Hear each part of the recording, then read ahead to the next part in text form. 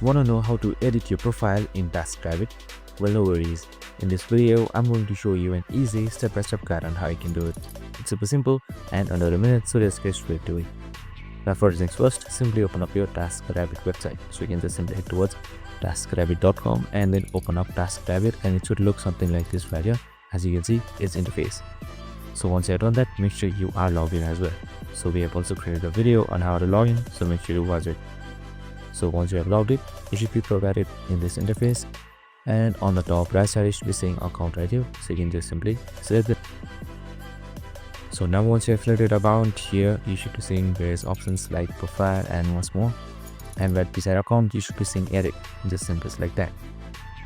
So now for that, make sure you need authentication to edit your profile, so make sure you have it. So you can just simply send code right here, and you can just simply verify your code, and you should be good to go.